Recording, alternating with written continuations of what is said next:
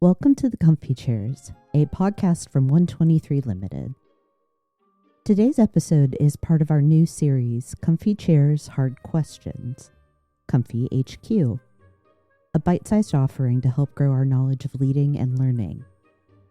For these shorter episodes, I want to provide you with the opportunity to share your questions. These can include asking for more information about specific episode topics, like imposter syndrome, adaptability, emotional intelligence, or how to tackle day-to-day leadership challenges. Any subject that fits in the beautifully broad category of leading and learning is suitable. I'll do my best to share what I know, and if all goes well, we'll learn together. So for today's answers from comfyHQ, we're going to look at two questions about delegation and feedback.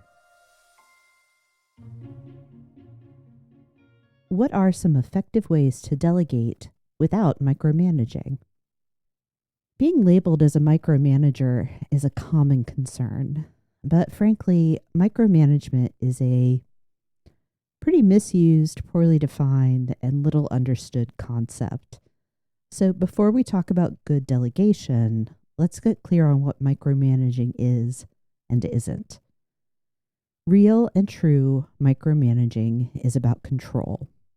It's when a leader exerts control over every aspect of an employee's work.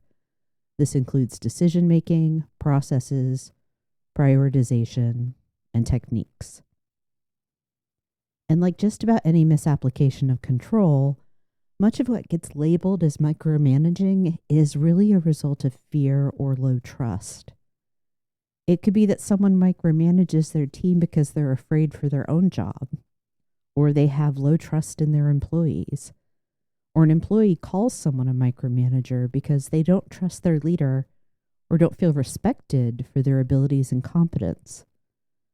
More often than not, in my experience, the label micromanager is actually a sign of a broken relationship and not genuine micromanagement.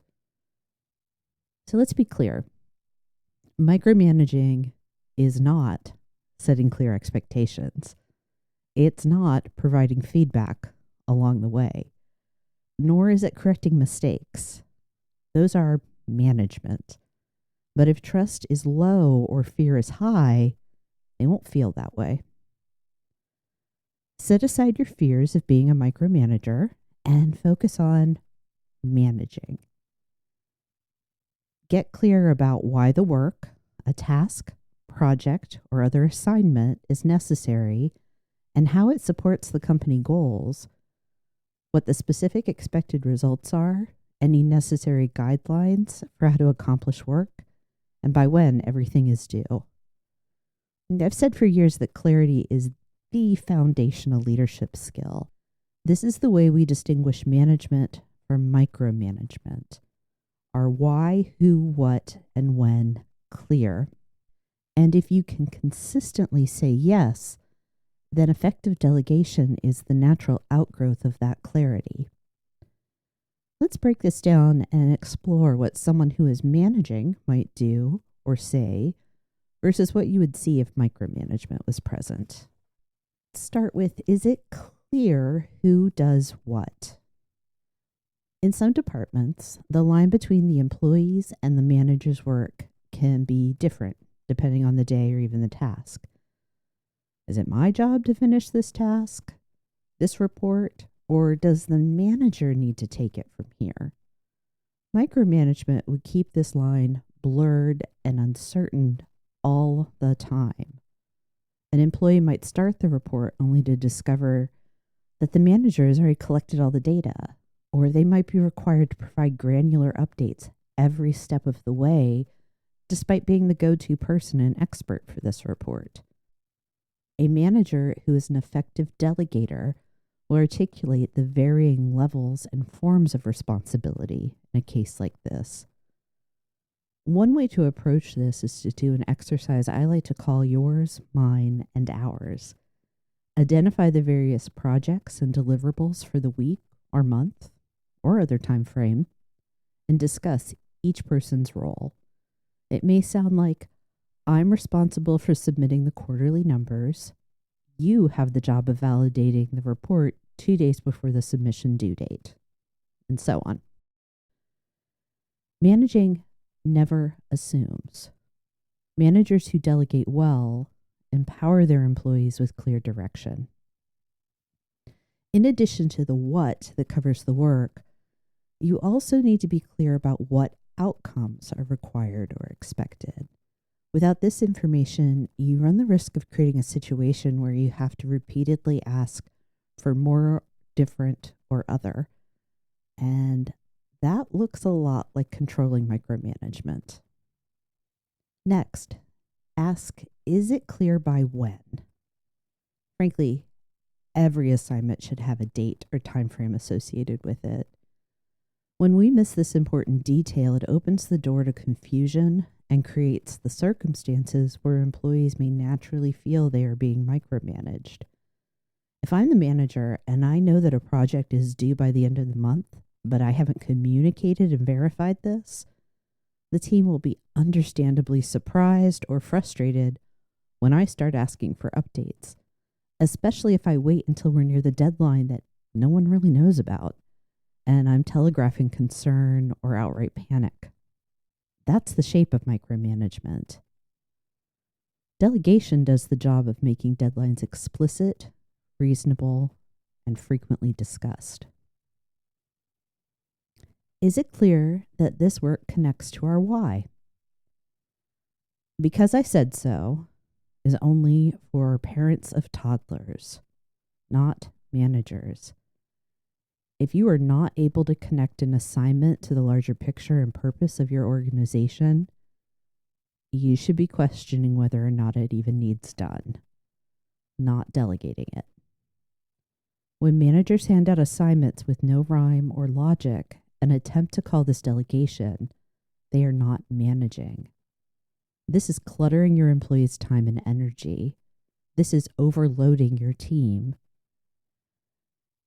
And when they are overloaded, any follow-up or questions will look or sound like micromanagement. When employees don't know the why, you're treating them like children, and they will feel very naturally like you are trying to control them. When you don't or can't connect a task to your why, you will appear to be withholding information. And let's be honest, in these circumstances, you're either a micromanager or a liar. The good news is that connecting to the why doesn't have to be complicated or even difficult. Your organization's mission, vision, values, or behavior standards, even the job descriptions for people on your team, will have the answers you need. You don't have to create anything new. You just need to see and say, this assignment connects here. Let's try to pull this all together. Good delegation equips your employees with the information they need to get the job done. This means being clear about what their role and responsibilities are, what exact outcomes you expect, the deadline or timelines for completing work, and how the task connects to the bigger picture. Here's what it could sound like. Jane, I'd like to delegate this month's time card audit to you. I know you're interested in learning more about how we schedule, and I think this could be a good introduction to the process. This means you will be responsible for running the time clock summary report, reviewing our scheduling guidelines, and doing a day-by-day validation of the audit period to our posted schedules. We value accuracy in our time cards because it means that everyone is being paid correctly and we're managing our payroll budgets. I'll share the audit summary report with you and answer any questions about how to fill it out. I'd like to see a draft of your summary report by the 15th. What questions do you have right now? This example is clear about what the assignment is, why it's being delegated to Jane and not someone else, and what steps Jane should take. It also connects to the why, paying employees correctly and being stewards of payroll dollars. The leader also provides guidance for their part in the task and sets a deadline. Notice too that this delegation ends with a question. an invitation to begin addressing the employee's questions or concerns. Effective delegation avoids the pitfalls of micromanagement because it controls the moment of assignment, the information the employee receives, and not the employee or their efforts.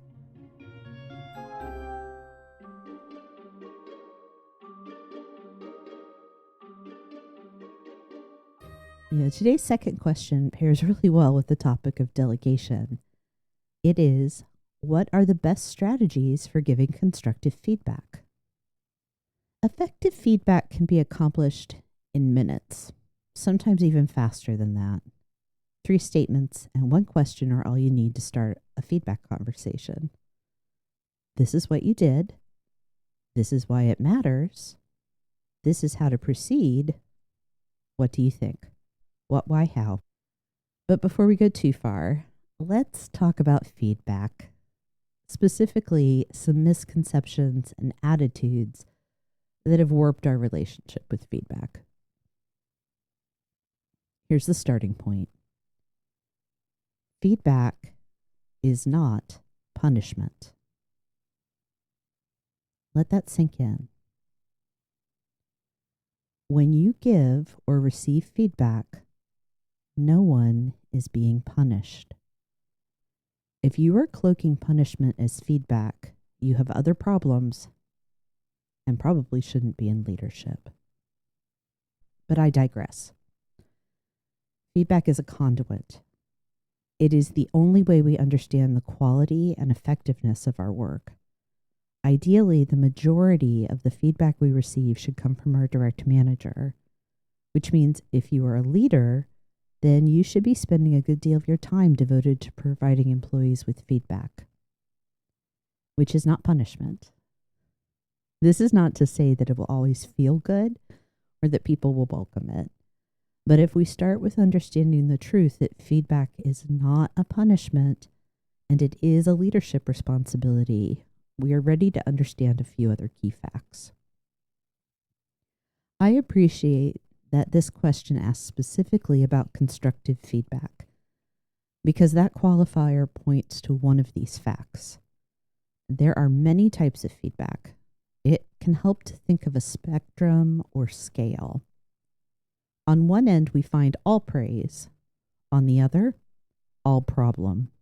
Constructive feedback does sit toward the latter end, where we address problems, but it serves the same purpose as any other form of feedback, to communicate with someone about their performance and the effect of their actions.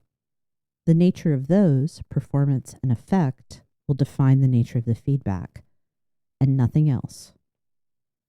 Not your opinion of the person, not where they went to school, not the color of their shirt, the measurable, demonstrable performance and effect of what they have done, not who they are. I get pretty firm here because one of the problems we have to address when it comes to any type of feedback, and especially constructive feedback, is that it is not about the person. This is why true feedback is not a punishment, because it keeps the spotlight on actions and outcomes, not people. Here's the last key fact I'll discuss. Effective feedback is grounded in good intent, and that cuts both ways. You begin by assuming good intent on the other person's part, and you ensure your intent for delivering feedback is good. I want to be a little heavy-handed here, even prescriptive. Your good intent should be wanting the best for the other person. I call this love. That's a conversation for another day. At any rate, when you are motivated by love, by wanting the best for someone, this includes sharing a difficult message that will help them improve their performance. So let's turn our focus to the core of this question: strategies for giving constructive feedback. I'm going to draw on the statements I've already made to give you a starting point. First, get clear about your intent and the specific action or outcome you need to address. I like to think of this as starting with checking that my heart and my head are right. Do I know my motivation, and do I know the facts? Second, evaluate those facts. Are they actual facts or are they interpretation? Are you telling yourself a story or creating an accurate account of what happened? One indicator for you here is the presence of adjectives and adverbs. Is one of your facts, Bill missed his third deadline this month? Or is it, Bill never meets even the easiest deadlines? Next, don't delay. Feedback that waits too long isn't helpful. While it's true that sometimes circumstances can mean you're not able to provide timely feedback, that should be the exception, never the rule. Personally, I try to deliver all feedback as close to the event as possible, real time whenever I can. But in general, if you haven't done it within a week or two, don't. You've waited too long. Again, in general, this is a recommended guideline from a podcast, not a rule or policy. Why do I advocate for immediate feedback? For the sake of impact, relevance, and memory. Too long after the fact, the importance of what someone did or didn't do will fade. The details will too. Another consideration, choose your time and place. Time in this case is not how long after the event, but actual time. Time of day, time of week, within the context of whatever's going on. Consider what else the employee has on their schedule. For example, you probably don't want to deliver a hard feedback message right before Bill has to present to the board. For example, you probably don't want to deliver a hard feedback message right before Bill has to present to the board. Part of wanting the best for someone is understanding when is best. And regarding place, it may seem obvious, but let's state it. Deliver difficult feedback in private. And check with HR on any policies or procedures that might define how, when, and where really tough feedback needs to happen.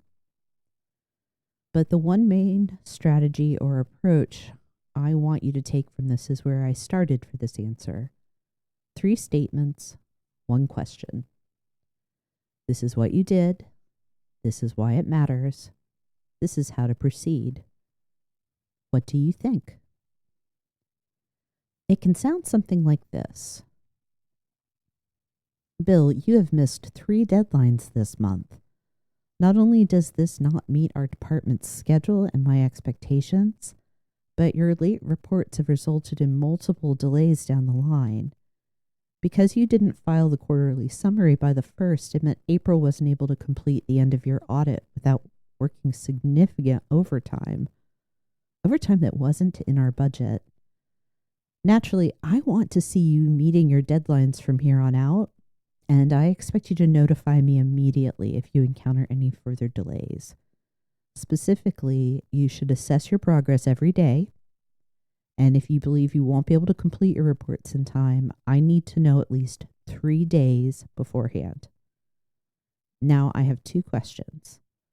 First, is what I'm asking you to do going forward clear? And what prevented you from meeting these 3 deadlines? I want to see how I can help. Here is something I love about effective leadership. The simple symmetry. Notice how effective feedback echoes effective delegation. What, why, how. Why, who, what, when. Did you notice that? When you delegate or set any expectation effectively, you are setting the stage for the feedback that will follow. Last thought. When facing constructive feedback, ask yourself, what are we doing when we construct? We're building. We're making something new and, we hope, better. So what will your feedback create?